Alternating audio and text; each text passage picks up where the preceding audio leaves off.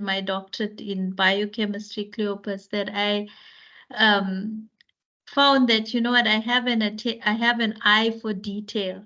And I like to look at errors in documents, because after I did my PhD, I had a few of my friends, you know, that gave me their manuscripts to look at.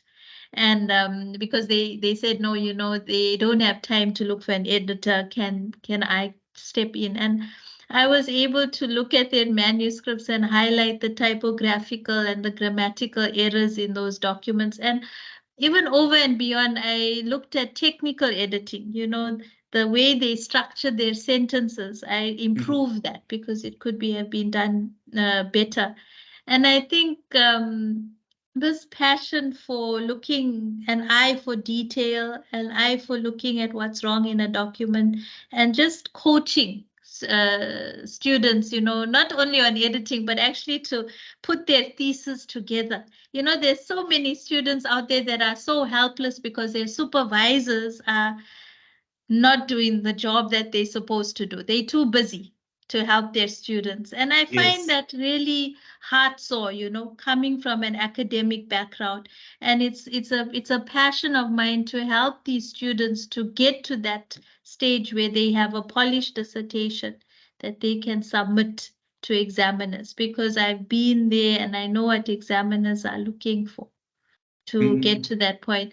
So another thing is, after my PhD, I traveled a lot. I've did like 3 postdocs. I went to Sweden, and then I came back to the US, and then I was at UCT, all in different fields, like of neuroscience, because I was looking at Alzheimer's disease and its pathway. So what's interesting though is that the editing that I do, it spans different disciplines, because the principles of editing and of writing dissertations is the same, irrespective of the discipline, because obviously the person who's writing the dissertation needs to have the knowledge. I'm the coach. I structure and guide to produce the polished document. Thank you so much, NT, you'll be offering here. So basically, in 2018 or 2020, I decided, you know what, because I love to mentor and coach students, I want to go a step further and get my certification in coaching. So I attended the Neuro Leadership Institute for Brain-Based Coaching, which is an institute that teaches people how to channel their brain to improve thinking and innovation. Because we get stuck on ideas, you know, and we don't want to be robotic and mechanical in our way of writing. You know, most people say, science mustn't be creative, man. It must only be technical. But, you know, creativity is there because it's how we structure our argument, how we get the research question, how we get our aims and objectives. So after I did that coaching, I coach people not only on dissertation writing, but also on goal setting. So setting goals for themselves in their life in terms of academic, personal, business, work. And my coaching is basically, it follows a structured setting where we are able to set the goal and then set milestones to reach that goal. And my website gives you a lot of information on how that occurs, and also the science behind it, because I went into neuroscience and I wanted to combine the science of the brain into coaching and use that, you know, to improve people's thinking. And you will also see the other services are career coaching. It's also editing of dissertations, manuscripts, proposals. That is the services that are currently on offer on my website. And what clients can expect from me is an authentic person who's interested in getting them to the next level, because I've been there, I've done that, and I know how difficult it is. And I want to walk them through that journey step by step, you know, something that they lack with their supervisors. So I'm the intermediate. It's so interesting. Your field it's very interesting, and I'm looking forward to work with you, to learn a lot as well from you. And there's one thing that you The like I said, I developed this passion for editing. I mean, 10 years ago, I have basically an experience in editing for over 10 years. And I remember that my very first client was, I didn't even know that this would become something that I would be passionate about, you know? It was by chance, by serendipity, because when the person came to me for assistance, I just did it naturally, you know, not knowing that this is something that people, students really want. And then I realized lots of people were contacting me through this one person to assist them. And that's how it started, editing dissertations, manuscripts in a variety of disciplines. I think, do you know, Cleopas? It's yes been 6 years since I edited a scientific dissertation, and remember that's my field. Most of the dissertations that I've edited are humanities, education, MBA, everything besides my field. So yes it's strange but amazing because that's the scope of the editing that I do. It can be any discipline. It's not only science related, although that's my expertise. and based on your experience, what are some of the common writing pitfalls that PhD students, master's students often encounter or you often see in their thesis? I found that, you know, the misplacement of commas, Cleopas, you know, it's so easy to misplace a comma in a sentence. And sometimes you do it not knowing because you are writing, right? But it changes the meaning of the sentence completely. And when that happens, your flow and your argument gets distorted. So I think it's important to know where to place the comma Yes. because and where to place the apostrophe and the semicolon, and it goes to all with regards to all the punctuation symbols because it's so important to know how to your grammar Mm. is very important, and I think that's where I can help. I think another thing that I found is that, you know, we are so into our fields that we use these strong terms in our writing, you know. Oh, It's like yes. jargon, and sometimes the terms are so strong. Now, remember, I'm editing, it's not my field, and then I'm trying to understand what is the sentence saying. To me, it doesn't make sense because it's steeped in technical jargon. And I think what's important here is simplicity. You know, I remember a quotation by Albert Einstein where he said that if you can't explain um, your subject or whatever you've written, then if you can't explain it simply, that means you don't understand it. You see? Yes. So you need simplicity in writing is vital, but there's a balance, obviously, between the technical jargon and simplicity to get your message across. I've got some. I think I've got 3 students now that are doing engineering, and Okay. that is my I always tell them that whenever you are writing to me. I'm not an engineer. And Yes, so yes. you should write and communicate whatever you communicate. You're communicating to a person who is not an engineer. So I think it's very important, as you are now saying, that the simplicity, because yeah, and I have actually seen, in especially today with the era of artificial intelligence and the applied data science, and Yes. you see students want to take those terms and try to put them in their work. And if you actually encounter Where you need to sit down with the student and brainstorm what are you trying to achieve, because if the student can say it back to you in a simple manner, they can write it simply. and in your editing, how is the issue of plagiarism? I have actually seen the last few months that I have checked the students they were sending their work to me. I have seen a high level of plagiarism in their work. And how have you seen and how do you rectify something like that?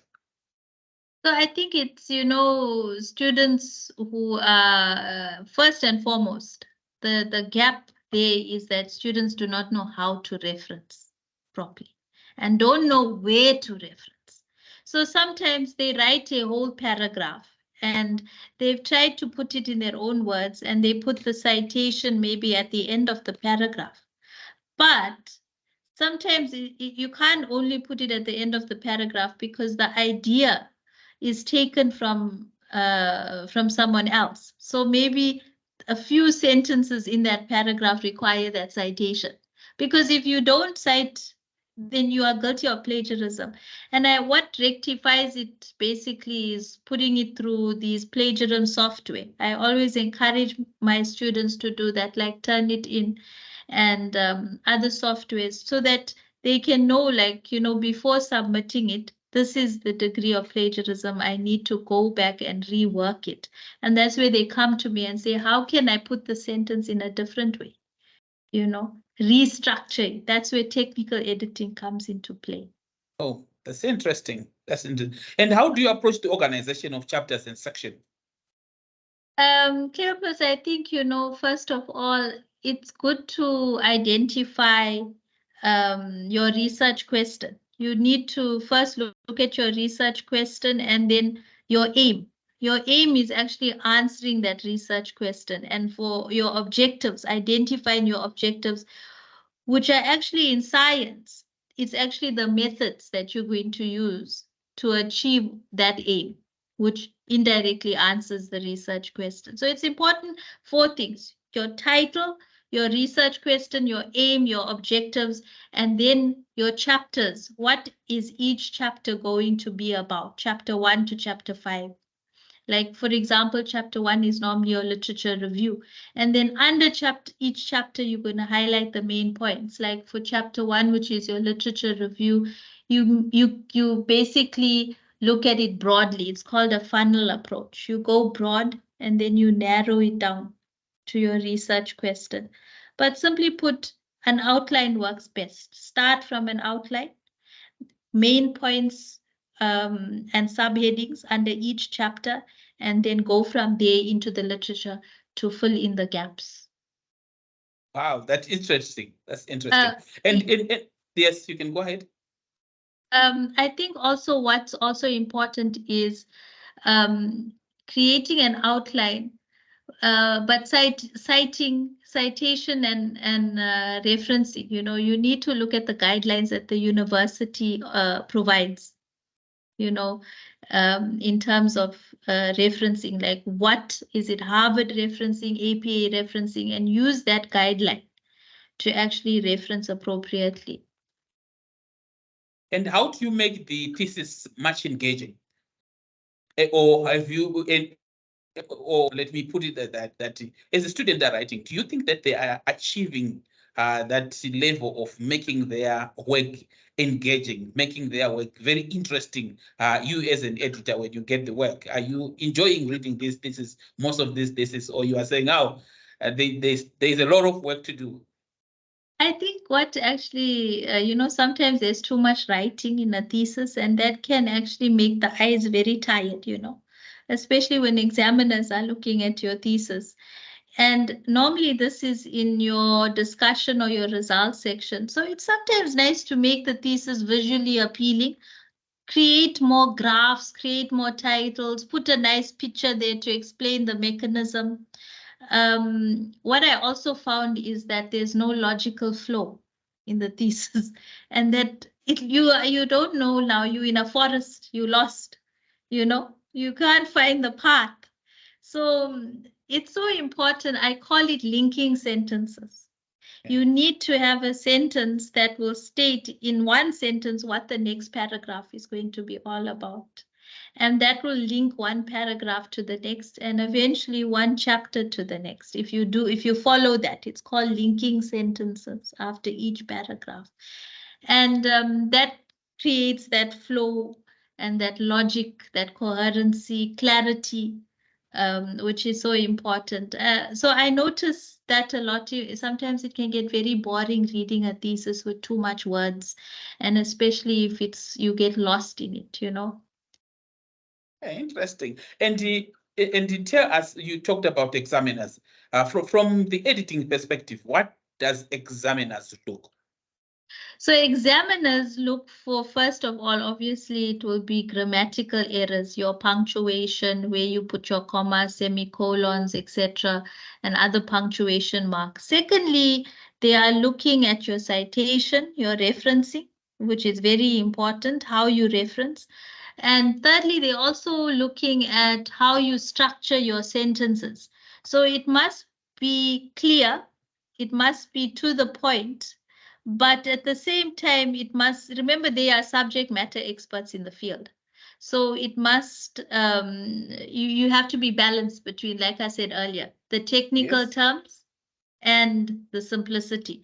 So they are able to understand what you are saying, but they can also see that, you know what, you're not just having what is called flowery language in the thesis. You understand what you're writing about. You're not just putting strong words there to make it look like, you know so much now. Okay. So it's very important also for us to balance the depth and the breadth in our Yes, writing. definitely, Cleopas. I'm sure you also found that in your case, eh? Yes, in my case, I'm not an editor. Okay. Yeah, I'm not an editor, but if I'm given a document just to edit, I'll Yes. try my best. But to be honest, I am not I'm not an editor. So anything else from your side? Do you have got anything, any message that you want to put across to students? Cleopas, I think that students shouldn't give up in writing their dissertations. It's such a wonderful journey. It's such a wonderful learning experience. But what is also important is the support that you also need. Like, if I look at, I never had anyone edit my thesis. To sacrifice, spend what you can, get that dissertation edited, and it'll be the start of your journey in the academic or industry world, wherever you're heading. This is the start. It's exciting. Okay, thank you so much, Dr. Eden, and it was nice having you to the program. And I'll be going out there, encourage all the students to come, and I hope that we are going to have more students coming for editing. Thank you so much for coming, and I really appreciate your time. I know you are a busy person, and yeah, taking time to come to the program. I know it's quite a sacrifice. And also to the students, as I always say, that you need no plagiarism. Stop plagiarizing. Say no to Yes, plagiarism. yes. That is, we don't accept that. So it's very important that we learn how to write in a way that is acceptable, academic writing that is acceptable, and yes, no to plagiarism. Thank you so much for coming. And I will be posting also your slide on our YouTube channel so that people can also follow you. And I will try to link as well your website with some of the videos so that people can easily find you and can easily communicate to you. Thank you so much, Doctor, for coming to the program. Thank you, Cleopas. I appreciate it. And best of luck on this endeavor of yours. It's so self-sacrificing. You're putting yourself ahead for students.